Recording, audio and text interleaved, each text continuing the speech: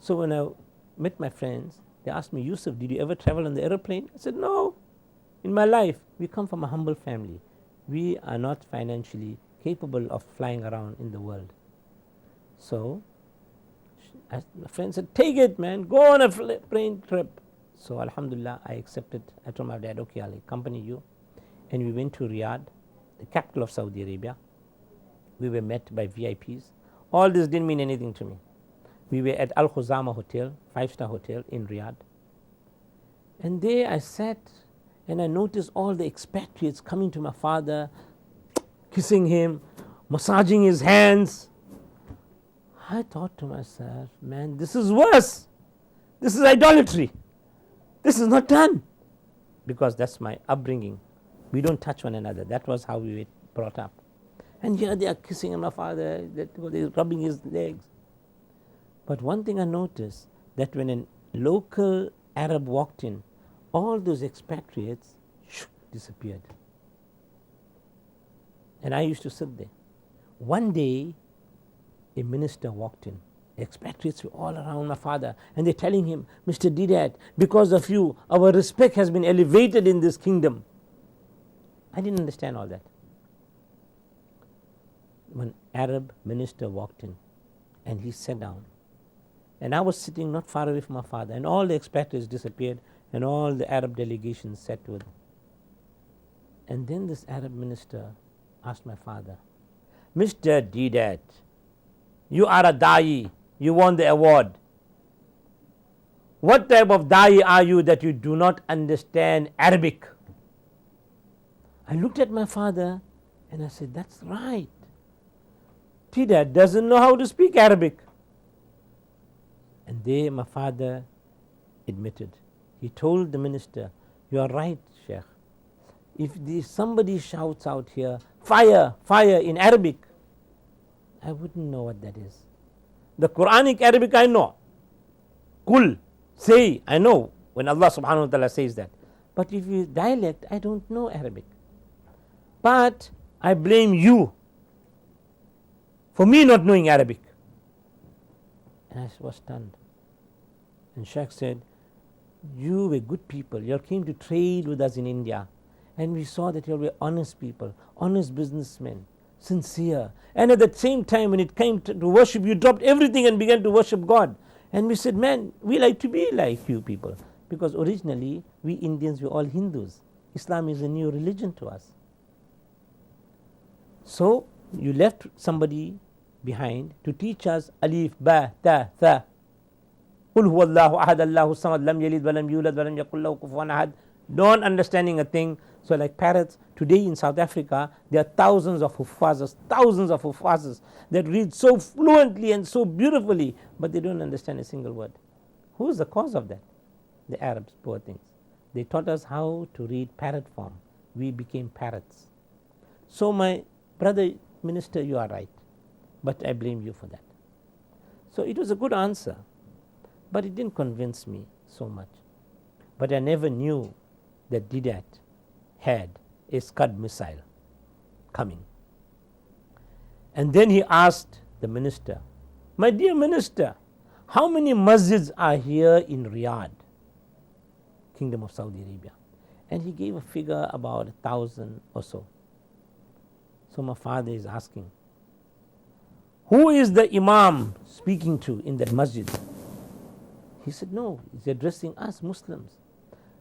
Then Sheikh Deedat said, this is what the Imam is saying during your Maghrib Salah. Bismillahir Rahmanir Rahim.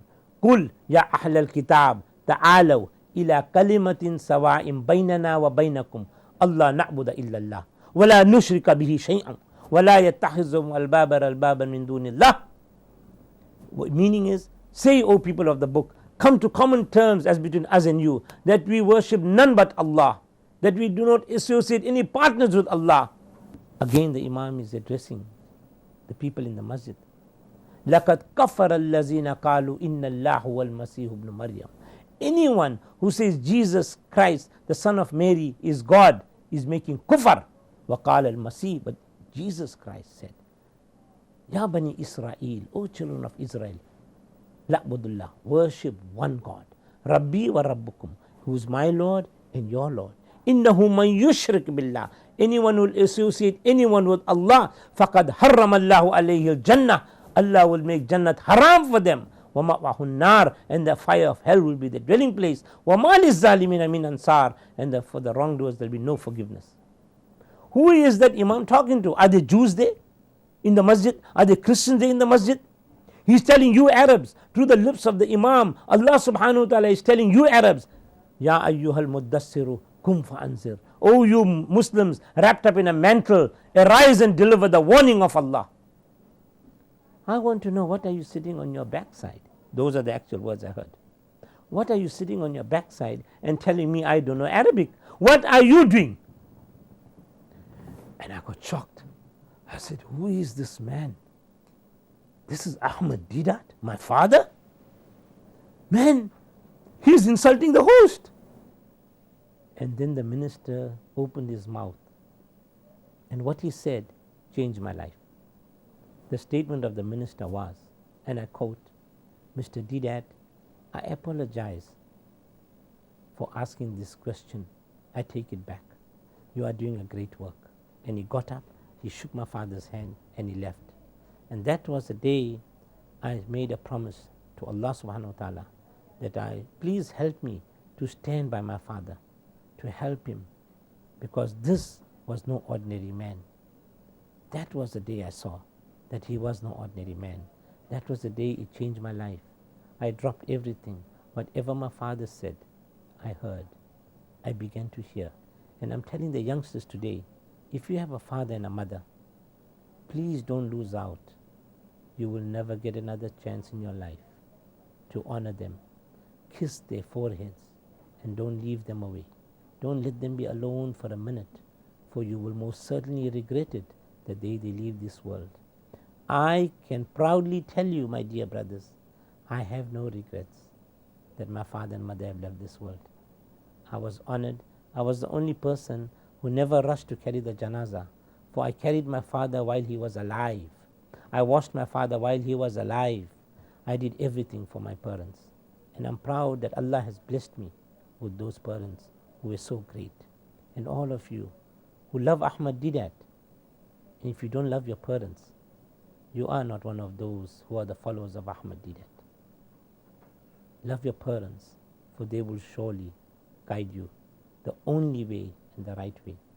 لا إله إلا الله لا إله إلا الله لا إله إلا الله لا إله إلا الله. The most challenging year for Yousuf Ahmed Deedat was when his late father Ahmed Deedat fell sick and was then said to have been suffering from the stroke called the Lokin syndrome in 1996.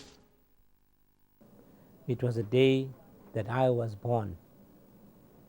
I say this because from that day onwards, my life has changed totally. The first